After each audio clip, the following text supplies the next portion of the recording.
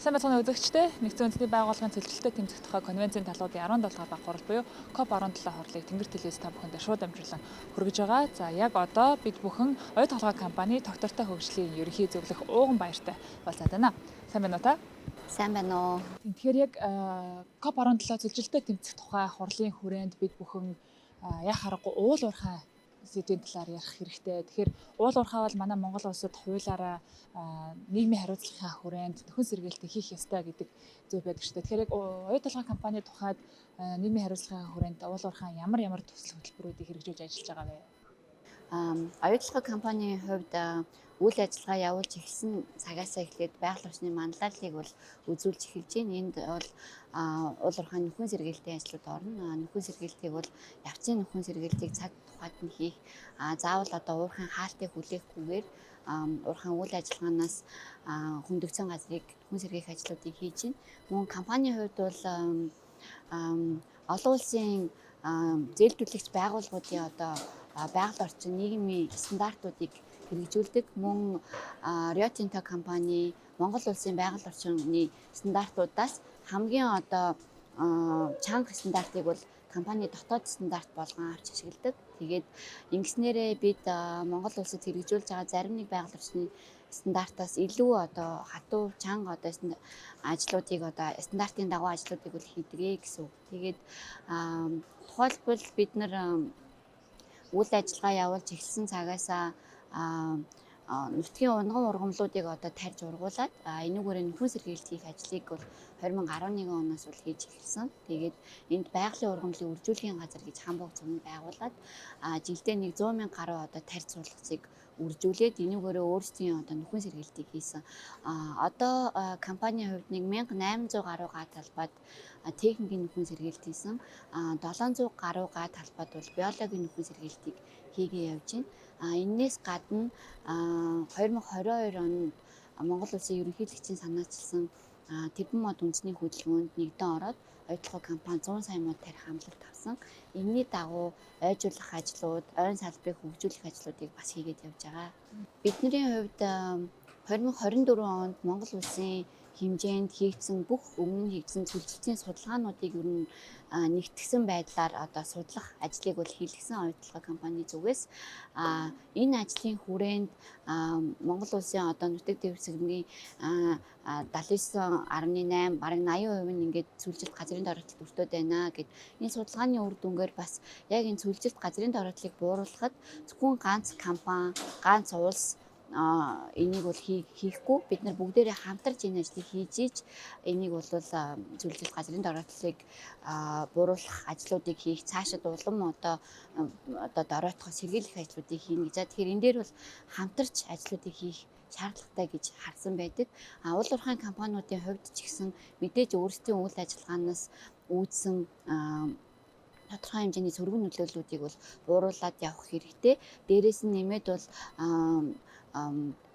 нийгмийн хариуцлагын хүрээнд ч гэдэг юм уу те одоо манай компанийн хувьд бол 100 сая мод хөтөлбөрийнхаа хүрээнд хариуцлагагүй уул уурхайн улмаас эвдэрч эзэнгүй орхигдсон ийм талбайнуудад нөхөн сэргээх ажлыг 2022 оноос бол ингээд хийгээд явж байна. Бид нар өнгөрсөн 4 жилийн хугацаанд нийт 1635 га талбайд бол техникийн нөхөн сэргээлт хийсэн. Энэ нэг бол Сэлэнг Дархуу уул аймагт хийсэн. Бид нар бол зөвхөн одоо уурхайн ойр орчинд биш Монгол орны хэмжээнд цэлжилт газрын дороотлыг бууруулах чиглэлээр бол тодорхой хэмжээний ажлуудыг хийж байгаа. Энэний нэг одоо сайн жишээ бол энэ эвдэрсэн газрын нөхөн сэргээлт. Энийг бид нар хийснээрээ тухайн одоо орчин нэгдүгээр ийм аюулгүй болж байгаа хүн мал амтан тэнд ингээд амьдрахад аюулгүй болж байгаа хөрсний илэгдэл одоо буурах. Дээрээс нь тэнд голын голдрлыг бол маш ингээд тэр хариуцлагагүй уул уурхайн улмаас эвдээд одоо голдрол нь бүр ингээд алдагдсан байсан. Тэгээ энийг бид нар одоо хараа ерөө голын сав газрын захиргаа, байгаль орчны яам, Дархуу уул аймгийн байгаль орчны газар гэдэг маш олон одоо хүмүүс мөн манай гэрээд байгууллага гэд хамтраад бид нар голын голдрлыг яаж эргэж хэмдэн оруулах уу, яаж нөхөн сэргээх үгээд энэ ажлыг хийснээрээ эргээд гол тухайн одоо ялбын гол эргээд урсаж тэгээ ингээд нөгөө нэг усны чанар хүртэл сайжраад эргээд тэнд малчид өөрөө ингээд малаа бэлчээрлүүлээд тэр газрыг ашиглах ийм боломжтой болж байгаа. Энэ өөрөө бас маш том одоо зөвлөлт газрын дороотлын чиглэлээр хийж байгаа ажил гэж бас бид нар үзэж байгаа. Бид бүхэн уул уурхай салбарын талаар ярихаар мэдээж хэрэг усны асуудлыг хөндөх хэрэгтэй болдог. Уул уурхай салбар бол асар их ус ашигладаг салбар шүү дээ. Тэгэхээр яг оюу толгой компани тухайд усыг одоо дахин ашигладаг гэдгийг бол бид нар мэднэ. Тэр энэ талаар та бас илүү дэлгэрэнгүй мэдээлэл хэлж өгөөч. Тийм манай компанийн хувьд бол усны эргүүлэн ашиглалт усыг ариг гамтай хэрэглэх дээр бол үйлдвэрлэл явуулахаас өмнө энийг бол тооцоолж үйлдвэрийнхээ одоо барилга байгууламж, усны барилга байгууламжийнхаа дизайныг гаргахдаа усыг хэрхэн одоо эргүүлэн ашиглах вэ гэдгээ тооцоолоод ингээд нөгөө шугам хоолойнуудаа байгуулах ажлуудыг хийсэн. Тэгэхээр нийт уурхайд орж ирж байгаа усныг 87% бол ингээд эргүүлэн ашиглаад манай уурхай бол ер нь юм битүү одоо сиклтэй одоо явдаг. Тэгэхээр нөхөн сэлбэлтээр бол нэмэлтээр ус аавна. Бусад усаа бол ингээд үйлдвэрийн нийт процессыг эргүүлэн ашиглаад явдаг байгаа. Мөн одоо нөгөө нэг говьд одоо үйл ажиллагаа явуулна гэдэг чинь өөрөө ингээд маш одоо ууршилт их өндөр ийм одоо газар байдаг. Тэгэхээр усны ууршилтаас хамгаалахын тулд ил одоо зөөрмүүдийг дээр нь одоо хөвөгч одоо усны ууршилтаас хамгаалсан давхаргуудыг хийх ч гэдэг юм уу те инженерийн дизайнуудыг ингээд хийгээд явж гин ахын одоо ашиглаж байгаа усаа 97-оос 99% бас ингээд эргүүлэн ашигладаг гэсэн үг тийм. Тэгэхээр уул уурхай болон бэлчээрийн мал аж ахуй зэрэгцэн оршдог манай улсын тухайд яаж хэрхэн орон нутгийн иргэд болон малчдын амжиргааг хамгаалах асуудал дээр оюу толгой компани одоо хэрхэн анхаарч ажилладаг вэ? Компанийн хувьд бол манай компанийн хувьд бол 3 талт зөвлөл гээд байдаг. Энэ нь ямар учиртай вэ гэхээр оюу толгой компани төлөөлөл, малчдын төлөөлөл, тэгээ сум орон нутгийн төлөөлөл нийлээд 3 талт зөвлөл гэж байгуулад энэ зөвлөлөөрөө малчдын төлөөллөөс ингээд тухайн орон нутгийн баг тус бүрээс ингээд төлөөлөл орж ирээд тэгээд энэ дээр одоо малчдад ямар хөө асуудал тулгарч ийн энийг одоо яаж шийдэх вэ? Энийг сум орон нутгийн зүгээс ямар дэмжлэгтэй байна? Компани зүгээс энэ дээр юу хийх боломжтой вэ гэдээ ингээд хамтран малчдтай хамтран ярилцаад одоо эндийг явдаг. Өнгөрсөн хугацаанд бол малчдын бэлчээр усжуулалт, будаг гаргах ч гэдэг юм уу энэ ажлууд дээр бол оролцоод явж байгаа. Малчдын амжиргаа дэмжих зөндөө олон төсөлбөрүүдийг манай одоо орон нутгийн эцэс жишээлбэл малчтайгаа хамтраад хийгээд явж байгаа. Мөн бид нар бас нэг хамгийн гоё нэг зүйл нь гэвэл малчтай хамтарсан байгаль орчны мониторинг хийдэг. Тэгэхээр одоо малчтын худгийг усны төвшин, усны чанарыг ч юм уу малчд өөртөө хэмжээд оюутлогоо компани одоо байгаль орчны хэлцээс бас хэмжээд жилийн эцэст нөгөө нэг хэмцэн үр дүнгуудын хоорондоо солилцоод тэгээд энэ дээр ямар зөрүү байна гэд ингээд хэмжилтүүдээ бас давхар ингээд хийгээд явдаг. Ийм бас сайн туршлага бас байдаг. Тэгэхээр манай Монгол улсын тухайд уул уурхайгаас төршилсөн эдийн засагтай шүү дээ. Яг уул уурхайгаа ч гэсэн хөгжүүлээд хажуугаар нь хөдөө аж ахуй, мал аж ахуй, бэлчээрийн мал аж ахуйгаа ч гэсэндээ хамтдаа хөгжүүлэх боломжийг бүрдүүлэхийн тулд төрөөс ер нь ямар бодлого баримтлаасаа гэж оюу толгой компани зүгээс боддог вэ? Мэдээж одоо төрийн бодлогын хувьд бол нэгдсэн бодлого уялдаа холбоо тий дүрм журмуудын уялдаа холбоо мэдээж хангах шаардлагатай. Бодлогоор бас дэмжих хариуцлагагүй уул уурхай, хариуцлагатай уул уурхай гэдгийг бас хооронд нь ялгаж салгах гэдэг юм уу тий.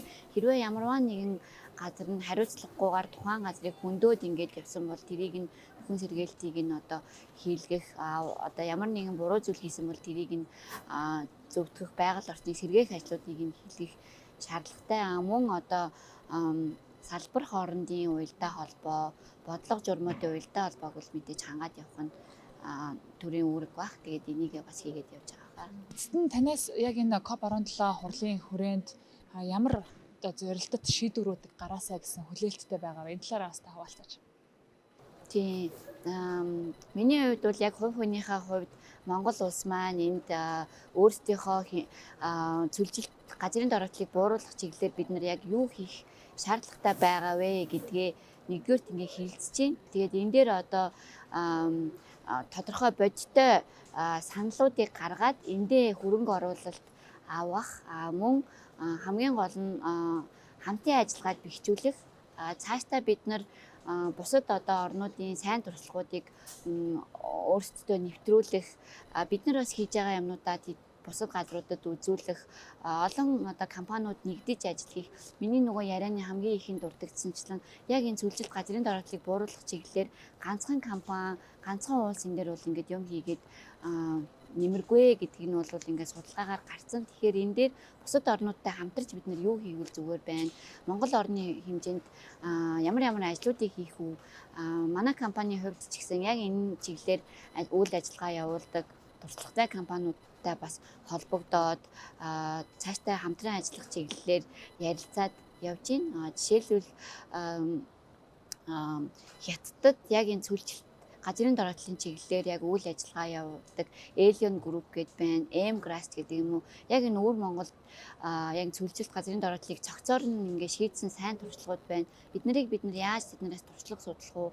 Дээрээс нь одоо ойжуулалт хийсэн талбай дээрээ орчин үеийн технологиор мониторинг хийх, шинжлэх ухаантай яаж холбох уу гэд энэ дээр бол олон талын гаргалгаа гарц шийдэл бол бас байх шиг байна. Тэгээ бид нар тодорхой хэмжээний хүмүүстэй холбогдоод цаашдаа энэ чиглэлээр хамтран ажиллая гэд ярилцаад дөнгөж ярилцаад эхэлж байна. Мэдээж энэний дараа бол нөгөө хүмүүстэйгээ холбогдож ажил хийх болгох бас хэрэг байгаа.